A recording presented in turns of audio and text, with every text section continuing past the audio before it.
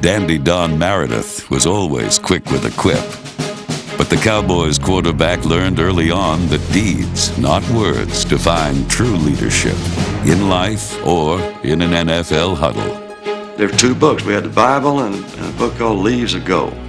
Out of Leaves of Gold, there's a deal that says, I'd rather see a sermon than hear one any day. I'd rather one would walk with me than merely show the way. For the eye is a better pupil and more willing than the ear. Fine counsel is confusing, but examples are always clear. When Merideth said something, he said it in such a charming way that you just wanted to play for him. When I was a kid growing up, there were certain players that lived in my neighborhood that you always wanted to hang with because that particular player oozed with confidence, oozed with fellowship and camaraderie and team attitude. That's the way Merideth was. He brought us from nowhere, absolute expansion team, nowhere, thrown together with a bunch of players that were discarded, and within 4 or 5 years started to win. He came up to the line of scrimmage and everything else with this cocky air of, I'm going to get it done, and more or less you guys can't stop me. Because if Don could go back and get in that hot streak, he could throw the football with anybody. Merideth loved winning, but he also enjoyed having fun, even if his down-home humor was displayed in the unlikeliest of settings.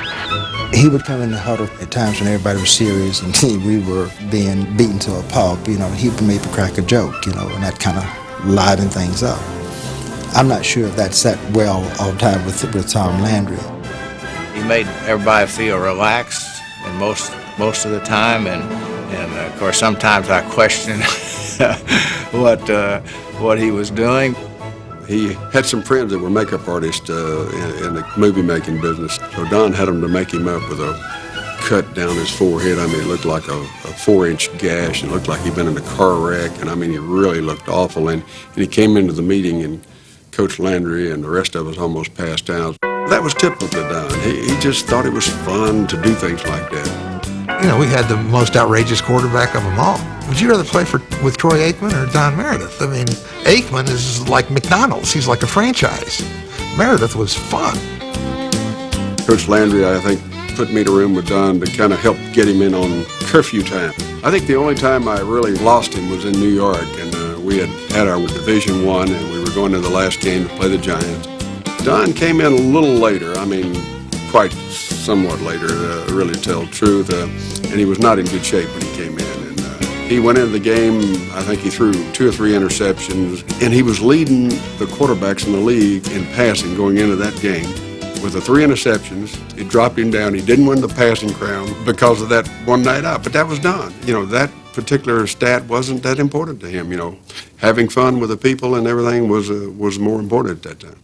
The Giants' game was meaningless, but when the Cowboys had to win, few other quarterbacks played harder or sacrificed more of themselves than Merideth. I probably didn't do it the way a lot of other folks did, but I kind of resent the fact that somebody says that I took my job lightly and it in any way didn't give my maximum effort anytime I went out there.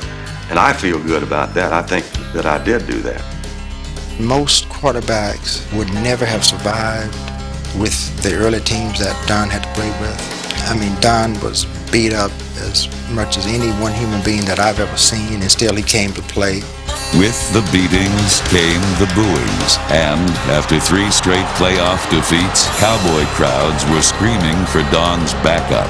When the fans said we want Morton constantly, and I felt bad for Don, and I remember going to him one time and I said, Don, I'm sorry that this is happening, all these we want Morton. He says, don't be sorry, it's going to happen to you too. After we had lost badly to Cleveland, 38-19 or something, but it was worse than the score indicated. We went into this restaurant and somebody noticed Don and I, and they started booing him.